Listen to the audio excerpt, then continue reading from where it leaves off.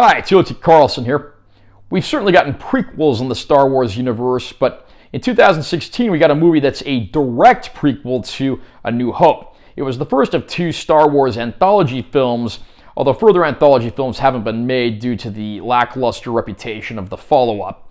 But today we're looking at this movie from 2016, Rogue One, A Star Wars Story. I'm going to unbox this release and share my opinions. I did get the import release in this case because apparently the American release is either out of print or very hard to find, but the on-disc content is the same. So there's the close-up. Again, we got the UK content ratings because this is an import. Sides of the spine, back cover. Under the slipcover, art is basically the same. I did previously review The Phantom Menace on 4K, and these foreign releases have a spindle rather than stacked discs, which I think I kind of like that better because the discs aren't rubbing against each other. So you got a bonus disc here, then you got the film in Blu-ray and the film in 4K Ultra High Def. Uncover the events that launch A New Hope. From Lucasfilm comes an epic adventure, Rogue One, A Star Wars Story. In a period of great conflict, a group of unlikely heroes led by Jyn Erso, a daring fugitive, and Cassian Andor, a rebel spy, band together on a desperate mission to steal the plans to the Death Star, the Empire's ultimate weapon of destruction. If you've watched the original Star Wars film, Episode 4, A New Hope, you see something in the crawl text at the beginning of the movie about rebels achieving their first victory over the Empire by securing the plans to the Death Star, which of course is later used by the rebels to destroy that battle station. So how exactly did that go about? Rogue One, A Star Wars Story tries to answer that question.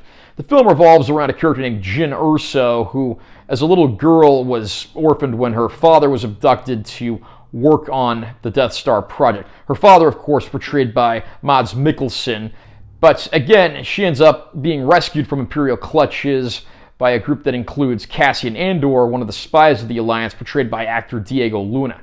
Returned to the rebel base, they set out on a mission to do what's necessary to extract Jyn's father to prevent him from contributing to the Empire's weapons. But what they don't know, of course, is he's put a weakness in the station that can be exploited one day to finally bring it down. The supporting cast in the film includes many names, including Donnie Yen as a member of a Force-worshipping sect, Riz Ahmed as a defecting Imperial pilot, and even Forrest Whitaker portraying the rebel extremist leader Saw Gerrera, who gets minimal screen time but certainly does the best he can with what he has. I like this movie because it's not a movie about Force users. There's not a big Jedi and Sith battle going on here. It's simply characters that are just average Joes engaging in the galactic civil war, doing battle with one another, with the rebels trying to achieve a goal that will result in them being able to achieve victory over the Empire.